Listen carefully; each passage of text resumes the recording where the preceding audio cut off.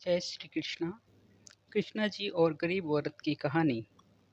आज की कृष्ण की कहानी उन लोगों के लिए है जो ये कहते हैं कि कृष्णा तो कई हजार वर्ष पहले हुए, अब उनकी भक्ति करने का क्या फ़ायदा।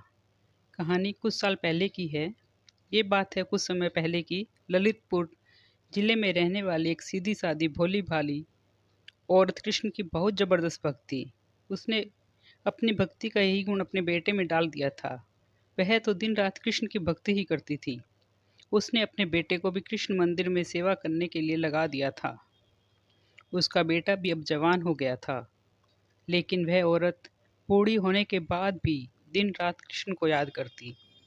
कोई काम भी बिना कृष्ण के नाम लिए नहीं करती। बिना कृष्ण को भोग लगाए खुद कभी नहीं खाती। उसने अपना सारा जीवन कृष्ण भक्ति में अर्पण कर दिया था। एक बार वह अपनी छत पर सो रही थी। सुबह सुबह घना कोहरा होने की वजह से जब वह जगी और नीचे उतरने लगी तो उसे कुछ दिखाई नहीं दिया और वहां से सीधा धड़ाम नीचे गिरी। इतनी ऊंचाई से गिरने की वजह से उसके दोनों पैर टूट गए और अब वो चलने फिरने में भी सक्षम ना रही। काफ़ी दवाई कराने के बाद भी उसके पैरों की हालत में कोई सुधार नहीं हुआ और बढ़ती उम्र होने की वजह से उसकी तकलीफ और ज़्यादा बढ़ गई। उसको एक जगह से दूसरी जगह जाने के लिए रेंग कर जाना पड़ता था। जहाँ पहले वह रोज मंदिर जाके कृष्णा की पूजा करती थी, अब उसे 4 कदम की दूरी तय करना मुश्किल हो गया था। कई दिन ऐसे ही बेबसी में बीत गए। एक दिन उस औरत को कृष्णा जी पे काफ़ी गुस्सा आया। वह सोच रही थी, जिस कृष्णा के लिए मैंने अपनी सारी ज़िंदगी खपा दी, उसने मुझे चलने लायक भी नहीं छोड़ा। अपने भक्तों के साथ कोई ऐसा करता है भला?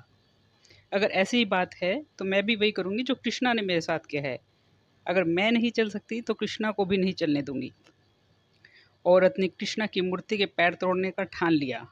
उसका बेटा मंदिर की देखभाल करता था, इसलिए मंदिर की चाबी उसके पास रहती थी। एक दिन सवेरे सवेरे बेटे के उठने से पहले औरत ने उसके तकिए के नीचे से मंदिर की चाबी निकाली। वो किसी तरह से रेंगते हुए मंदिर तक पहुंची। मंदिर का दरवाज़ा खोला और अंदर घुसकर दरवाज़ा बंद कर लिया। यहाँ बेटा अपने समय पर उठा और देखा कि घर पर माँ नहीं है।